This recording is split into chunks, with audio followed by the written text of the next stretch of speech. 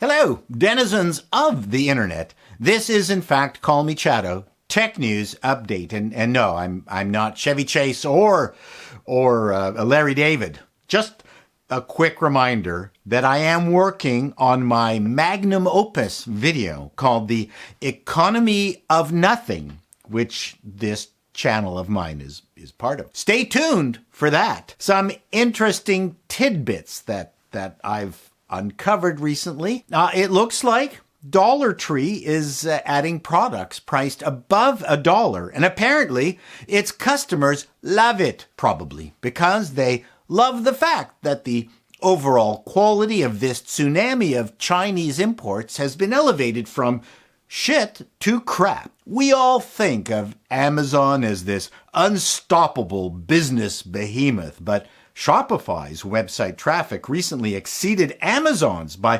1.16 billion average monthly visitors in Q4 compared to Amazon's 1.1 only 1.1 billion. I'm certain this set Amazon boardrooms ablaze. I know they hate Shopify based on conversations I've had with friends who work for Amazon. This is what prompted Amazon to buy the Australian Shopify competitor Sells with a Z. It's really unseemly, I think, that global trillion-dollar companies just can't share anything. But there is a business adage. If you're not willing to put yourself out of business, then someone else will come along and do it for you. If anyone out there is planning on putting Amazon out of business, could you please hurry it up? My last couple of videos, well, before this one, were about Facebook's Metaverse transformation. But let's not forget that when it comes to extracting cash from businesses, there's no one better than Microsoft. And let's not forget that they have been poking around this 3D headset thing for a while with its HoloLens. So they both have VR headsets, which is as cool as strapping a fruitcake to your forehead. Microsoft Teams is adding 3D digital avatars that will react to your voice. You will notice that both Amazon's and Microsoft's avatars are legless. And of course, everyone will have the usual complement of virtual whiteboards and collaborative settings. There are still many impediments to all this VR succeeding, not the least of which is the cost of the fruitcakes. HoloLens 2 starts at $3,500. One of the advantages of regular Zoom meetings over attending 3D virtual meetings is that you get to see how badly others decorate their dining rooms.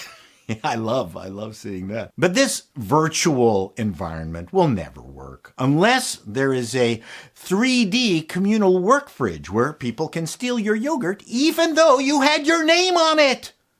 Bloody hell! Once again, we find out why Google ditched "Do No Evil" from its unofficial credo. The Wall Street Journal revealed in a Google lawsuit that the Goog takes anywhere from 22 to 42% of transactions on its ad network. That's 2 to 4 times competing digital exchanges.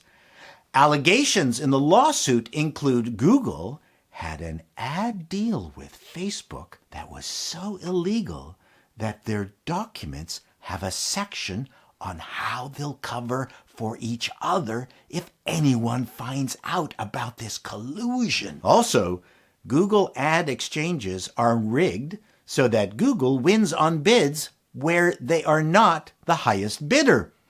If these allegations are true, then get ready for some major antitrust action. Facebook has already changed their name to Meta, but Google changed their name to Alphabet a long time ago. Are they going to change their name again to hide their evilness? It's like there are just no trillion-dollar multinational companies we can trust out there.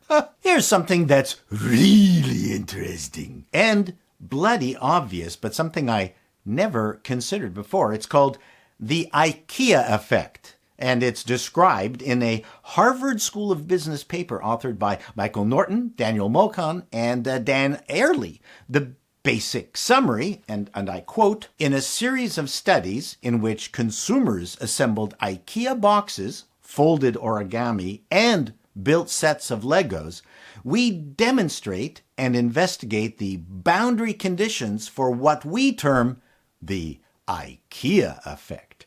The increase in valuation of self-made products. Participants saw their amateurish creations of both utilitarian and hedonic products as similar in value to the creation of experts, and expected others to share their opinions." In other words, IKEA gives people a sense of accomplishment, maybe overblown accomplishment, and ownership of their furniture creations. "I built that. Sure, I have a few extra screws here, and I wouldn't sit on it, but that's mine." There's other cool stuff in the document, but its conclusion is that there is more satisfaction if there's some effort involved, even if it's undergoing an initiation before you can join a group. Which reminds me to tell you, there is no initiation required to join my denizens of the internet. Hit the subscribe button to keep abreast of the most original, only slightly stolen content on YouTube. Till next time, denizens, be seeing you.